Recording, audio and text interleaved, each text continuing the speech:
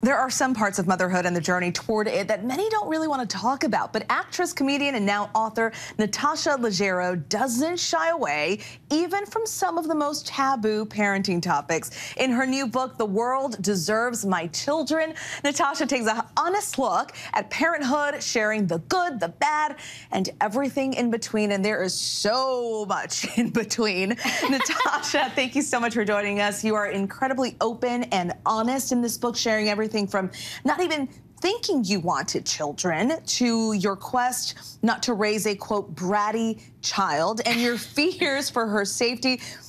Was there any hesitation in being so forthcoming and so honest and just really putting it all out there? Everyone always said you're gonna love this thing more than anything, but the thing I didn't understand is that, like, you could replace that word love with fear, and you're gonna be more scared and more fearful than you ever have in your life. And I was always someone who had so much joie de vivre and would travel and never fearful. And it's like, it's hard because you want to get back to that pre-motherhood personality, but now you have a kid, so. Right. It is so difficult because, I mean, I see it myself with my two boys. Like, just there's more of a sense of paranoia. Just like, are they going to be okay? What's the worst thing that could happen? Okay. Exactly. It's just a completely different life now.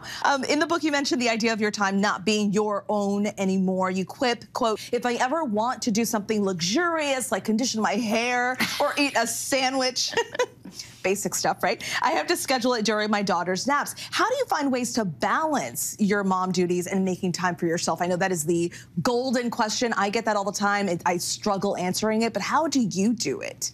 I just have to remind myself. I mean, I don't have an answer for that. I would love to know. I mean, I just try to actually just act like my husband.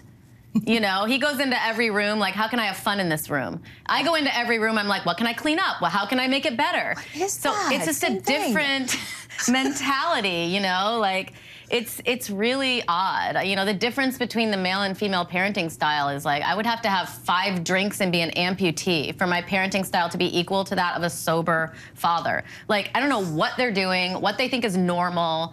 He's just, like, having fun.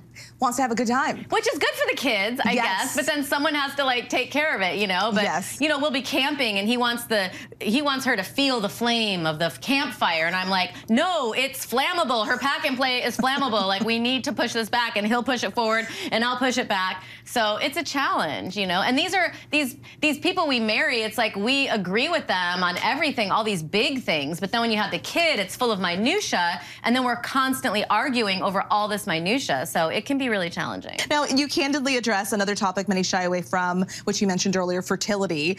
And you mentioned some things you wish you would have been told. Why did you want to really dive into that experience? Well, because no one's really talking about it. And, like, I still have friends who are going on this fertility journey and they're like, do I test the embryos? What's the best chance? And the doctors won't really give you advice because and this is all very new technology. So a lot of people don't even understand it, you know? And even when I got when I froze my eggs, I had 8 eggs, and I thought that meant I could have 8 kids. But no, like, they had to be, you know, made into embryos, and then they had to be tested, and really, you know, I turned them into 4 embryos.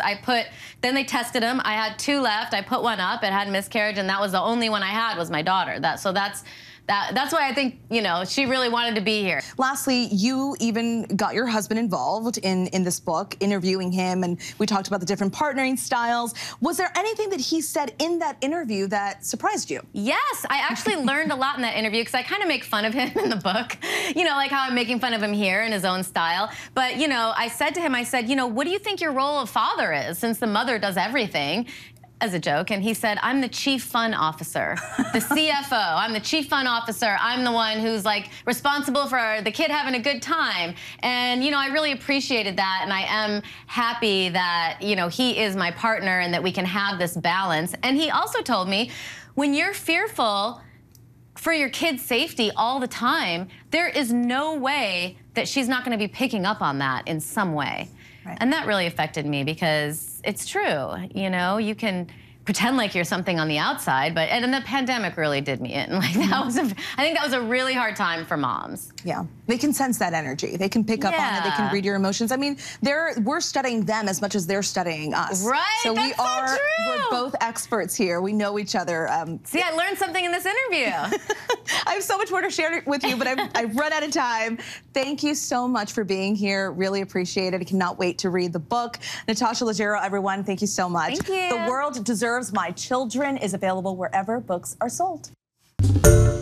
Hi everyone, George Stephanopoulos here. Thanks for checking out the ABC News YouTube channel. If you'd like to get more videos, show highlights, and watch live event coverage, click on the right over here to subscribe to our channel, and don't forget to download the ABC News app for breaking news alerts. Thanks for watching.